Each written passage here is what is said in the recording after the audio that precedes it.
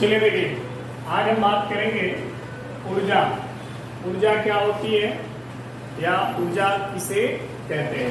ठीक है, अगर हम कार्य करते हैं तो कार्य करने की जो क्षमता हमारे अंदर होती है वो किसके कारण होती है? ऊर्जा के कारण। अगर कोई व्यक्ति कार्य करे या कोई भी वस्तु कार्य करे और उसके अंदर ऊर्जा न हो तो क्या वो कार्य कर सकती है? नहीं कर सकती है। अगर सोचिए कोई वस्तु ज्यादा कार्य कर रहा है तो हम क्या कह सकते हैं कि उसके अंदर ऊर्जा ज्यादा है। कोई बस काम कर ही नहीं पा रहा है तो हम क्या कहेंगे? इसके अंदर ऊर्जा नहीं है। मतलब कार्य करने की जो क्षमता है वही क्षमता किसको परिभाषित करती है? ऊर्जा को। ठीक है, तो सिंपल भाषा में हम ऊर्जा को डिफाइन कर सकते हैं, किसी व्यक्ति या वस्तु द्वारा कार्य करने की क्षमता को उस व्यक्ति या वस्तु की क्या कहते हैं? ऊर्जा कहते हैं। ऊर्जा कहते हैं। ठीक है, इसी को अगर हम एक लाइन में बात करें, एक लाइन में, तो हम यही कह सकते हैं कि ऊर्जा की माप कार्य करने की क्षमता से की जाती है। ठीक है, अगर हमें किसी व्यक्ति के ऊर्जा को मापना हो तो हम उसके कार्य करने की क्षमता से माप सकते हैं। ठीक है, अगर कोई व्यक्ति है, समझिए कोई व्यक्ति है वो 50 किलो वजन लेकर के जा सकता है। एक व्यक्ति है जो 10 किलो का वजन लेके जा रहा है, तो किसकी ऊर्जा ज्यादा है? 50 किलो वाले की। ठीक है, तो कार्य करने की क्षमता से हम ऊर्जा का भी मापन कर सकते हैं। या यूं जाने, ऊर्जा ही क्या है? कार्य करने की क्षमता है, या कार्य करने की क्षमता ही क्या है? ऊर्जा है। यानी कार्य ही ऊर्जा है, ऊर्जा ही कार्य है। समझ आई बात? तो कभी भी ऊर्जा को डिफाइन करना हो तो आसानी से बताएं, किसी व्यक्ति या वस्तु के द्वारा कार्य करने की क्षमता को उस व्यक्ति या उस वस्तु की ऊर्जा कहते हैं। ठीक है, इसका मात्रक भी होता है। ऊर्जा को किसमें मापा जाता है? जूल में। नहीं, ऊर्जा का SI मात्रक। SI मात्रक क्या होता है? जूल। ऊर्जा का CGS मात्रक। ऊर्जा का CGS मात्रक। तो CGS मात्रक क्या होता है? अर्ग। क्या होता है? अर्ग। जूल और अर्ग में संबंध कितने का होता है? तो 1 जूल बराबर 10 पे 7 घात अर्ग। यही होता है ना, 1 जूल इतने अर्ग के बराबर होता है, ये ध्यान रखिएगा। ठीक है, विमीय सूत्र अगर आपसे पूछा जाए कि ऊर्जा का विमीय सूत्र बताइए क्या होगा, तो विमीय सूत्र होता है m L पे 2 घात T पे -2 घात। ये ऊर्जा का विमीय सूत्र है। ठीक है, समझ आएगा? कार्य करने की क्षमता ऊर्जा है, ऊर्जा का SI मात्रक जूल है, CGS मात्रक अर्ग है, जूल और अर्ग में इतने का संबंध है, विमीय सूत्र इतना होता है। ठीक है, इसमें हम ऊर्जा कई प्रकार के होते हैं, जिसमें हम एक ऊर्जा पढ़ेंगे गतिज ऊर्जा, फिर आगे पढ़ेंगे स्थितिज ऊर्जा। ठीक है, तो इसमें सबसे पहले हम बात करेंगे गतिज ऊर्जा क्या होता है। ठीक है, गतिज ऊर्जा समझ में आई बात? देखिए ये भी ऊर्जा है, देखिए लास्ट में लिखा है ऊर्जा। इसका मतलब इसका भी मात्रक क्या रहेगा, SI CGS और विमीसूत्र, इसका भी विमीसूत्र, इसका भी SI CGS मात्रक सब वही रहेगा। स्थितिज ऊर्जा अगर पढ़ोगे तो उसका भी मात्रक यही रहेगा, विमीसूत्र यही रहेगा। ठीक है, ऐसा नहीं है, जितनी भी ऊर्जा होंगी सबका मात्रक, सबका विमीसूत्र यही रहेगा। वो ऊर्जा है तब, अगर ऊर्जा नहीं है तब नहीं।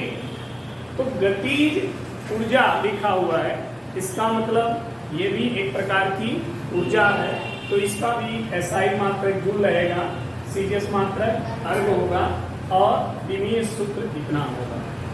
लेकिन अब हमें जानना है कि गतिज ऊर्जा कहते किसे हैं। अगर कोई वस्तु गति के कारण कार्य कर रही है तो उसे हम क्या कहेंगे, गतिज ऊर्जा। जैसे बाइक है, गति कर रही है और गति के कारण ही कार्य कर रही हो, तो उसके अंदर कौन सी ऊर्जा है, गतिज ऊर्जा।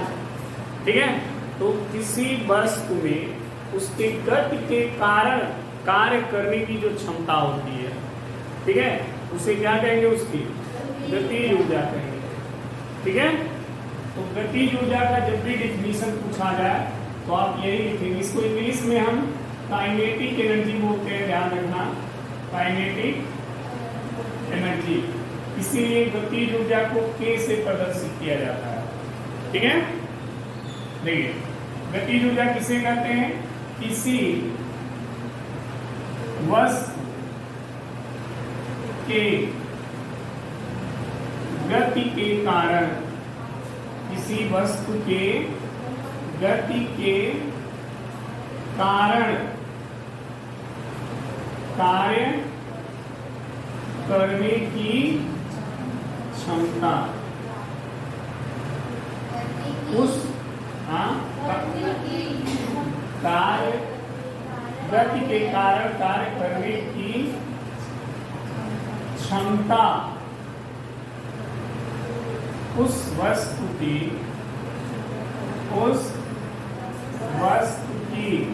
क्या कहलाती है, गतिज ऊर्जा कहलाती है। हाँ, अरे अभी ठीक है, गतिज ऊर्जा कहलाती है। अगर कोई वस्तु गति कर रही है और गति के कारण वो कार्य कर रही है तो उसके अंदर कौन सी ऊर्जा है, गतिज ऊर्जा। गति के कारण कार्य कर रही है ना, तो उसके अंदर कौन सी ऊर्जा है, गतिज ऊर्जा है। ठीक है, ध्यान रखिएगा। अब दोनों के डिफिनीशन में अंतर क्या दिख रहा है, देखिए, किसी व्यक्ति या वस्तु द्वारा कार्य करने की क्षमता, इसमें भी देखिए कार्य करने की क्षमता इसमें भी है, लेकिन इसमें ये जो क्षमता है वो उसके गति के कारण है, इसलिए इसकी क्षमता को हम गतिज ऊर्जा कहेंगे। ठीक है, इसमें जो क्षमता आ रही है कार्य करने की, वो किसके कारण आ रही है, गति के कारण आ रही है, इसलिए इसके कार्य करने की क्षमता को हम गतिज ऊर्जा कहेंगे। ठीक है, अब देखिए गतिज ऊर्जा को प्रदर्शित किससे करेंगे, इसे K से प्रदर्शित करते हैं।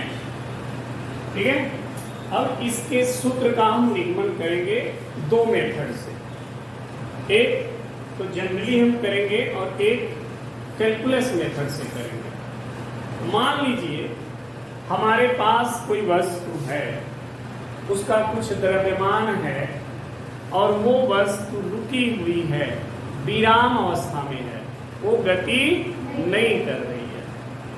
हमने उस पर बल लगाया, अब वो गति करना शुरू कर दी, वो गति करना शुरू कर दी। ठीक है, तो पहले वो रुकी थी, अब वो गति करने लगी, इसका मतलब उसके वेग में क्या हो गया, और जब वेग में बदलाव होता है क्या उत्पन्न होता है, त्वरण, यानी उसमें त्वरण भी उत्पन्न हो जाएगा। ठीक है, तो देखिए हमने लिखा, माना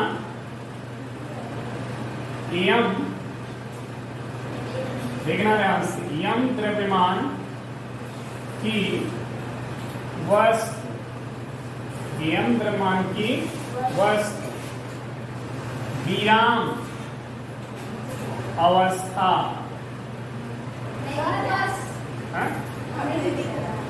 पहला नहीं है ना। मान लेते हैं कोई वस्तु है, चलो यहाँ देखना, ठीक है, इस साइड यहाँ देखो। माना यम द्रव्यमान की, यम द्रव्यमान की कोई वस्तु,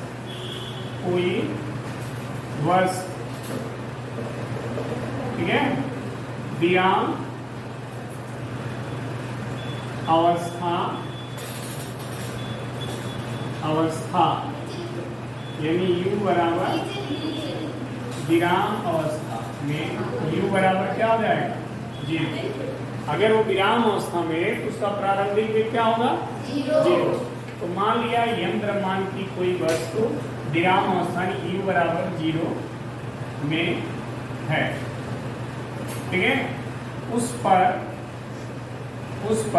F न्यूटन का बल, हाँ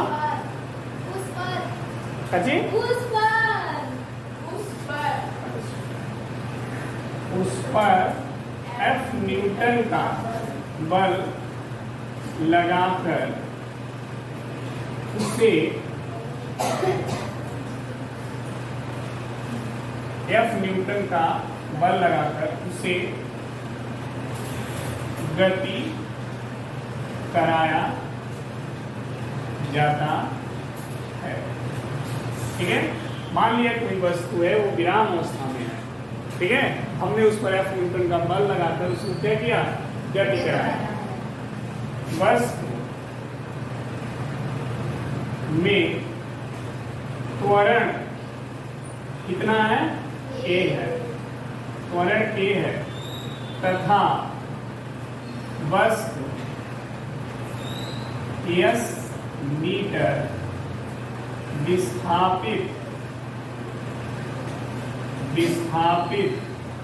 होकर, ठीक है, विस्थापित होकर धीरे वेग प्राप्त कर लेती है।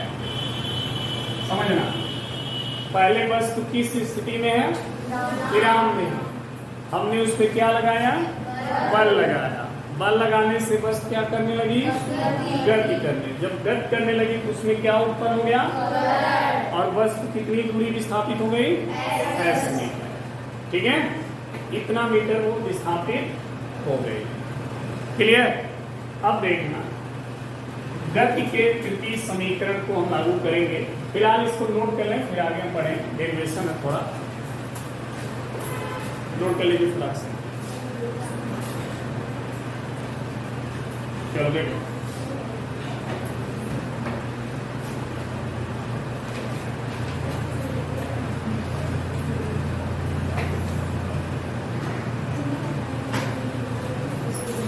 अब समझो इधर हमने क्या लिखा?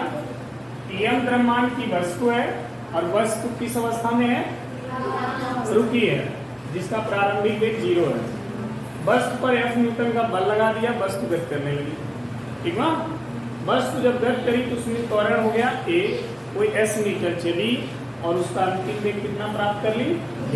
मान लो तो घरे को ट्रैक्टर बार रुकल बा, चलत ना या 10-15 लोग मिल के उसको धक्का मारे, ठीक, अब वो चलने लगा, दुगुरने लगा। तो जब दुगरेगा तो उसमें गति होगा, यानी वेग होगा, कुछ दूर जाएगा, वो दूरी होगी, जब वेग बदलेगा त्वरण भी होगा, यानी ये सारी चीजें उसमें होंगी, ठीक है। मान लीजिए ये वस्तु है, समझना, ये वस्तु है और जब ये A पर थी तो इसका प्रारंभिक वेग क्या था? 0 था, यानी ये रुकी हुई थी। एक आदमी आया, ठीक है, पहलवान था, महेसरा का था, इसको बल लगा दिया। जब बल लगाया तो ये वस्तु धीरे धीरे गति करते हुए कहाँ आ गई, यहाँ पर, यहाँ आ गई बी पर। कितनी दूरी तय की, एस। ठीक है, यहाँ पर जब आई तो इसका वेग कितना हो गया, v हो गया। लेकिन पहले u था, बाद में v हुआ है, यानी इसका वेग बदला है। तो वेग बदला है तो इसमें क्या उत्पन्न होगा, समझ में आ गई बात। यही सारी चीजें हमने यहाँ पर दिखाया है। अब देखिए, बस पर लगने वाला क्या बल, बल क्या होगा, F equal to M A. किसका नियम है, न्यूटन का द्वितीय नियम। ठीक है, न्यूटन के द्वितीय नियम से, ठीक है, न्यूटन के द्वितीय नियम से इस वस्तु पर इस व्यक्ति द्वारा लगाया गया बल कितना होगा, m × a। समझ आ गया। गति के तृतीय समीकरण से, गति का तृतीय समीकरण क्या होता है भाई, तुम बताओ। गति का तृतीय समीकरण मुआ दे मुस्मरवा दे दे मजे बता दी। गति का तृतीय समीकरण तुम बताओ। हाँ बिल्कुल सही, ठीक है। देखो इधर, v square equal two plus, ये है ना, ये गति का तृतीय समीकरण है। अब देखो, इस समीकरण में u का मान क्या रखोगे, क्योंकि u का मान क्या है, 0 है। तो ये हो गया 0, बचा क्या, v स्क्वायर इक्वल टू, बहुत अच्छा। यहाँ से as निकालो तो 2a को इधर भेज दो, तो s बराबर क्या आएगा, सही है, कितना आ गया। अच्छा, वस्तु पर किया गया कार्य, भाई महेश्वरा वाला इसको धकेल रहा है तो कार्य कर रहा है नहीं कर रही, पहले बताओ। कर रहा है, क्यों, क्योंकि जिस दिशा में बल लगा रहा है बस उस दिशा में स्थापित हो रही है ना, इसका मतलब कार्य, तो कितना कार्य कर रहा है, कार्य W बराबर, हाँ कार्य हो रहा है ना, तो W बराबर बल गुणे, तो बल क्या है, और विस्थापन S। F, देखो इसको समीकरण 1 लिख दो, F और S का मान समीकरण 1 में क्या करें, रखने पर, रख दो ना। तो F का मान कितना है, ma हो गया। S का मान कितना है, ये है, सही है। A से A कट गया, तो W बराबर क्या हो गया, 1/2 m और v स्क्वायर हो गया, नहीं होगा। कार्य बराबर हो गया कितना, 1/2 mv स्क्वायर। ये कार्य जो हुआ है इतना, वो किसके कारण हुआ है, गति के कारण। किसके कारण, अगर मान लो ये वस्तु गति नहीं किया होता तो कार्य महेश्वरा वाला कोई कार्य किया होता, नहीं, क्योंकि कार्य का परिभाषा यही है, जिस दिशा में बल लगे उसी दिशा में विस्थापन होना। अगर विस्थापन नहीं हुआ तो कार्य नहीं हुआ। तो आप देखो ये बल लगाया है और बल के दिशा में s मीटर वस्तु क्या हुई है, विस्थापित। तो विस्थापित हुई है तो उसने कार्य किया, उसने कार्य किया, ठीक है। अब देखो कार्य बराबर देखो, ध्यान देना, कार्य हुआ ना, तो कितना कार्य हुआ, 1/2 mv स्क्वायर। चूंकि गति के कारण कार्य करने की क्षमता क्या कहलाती है, गति ऊर्जा कहलाती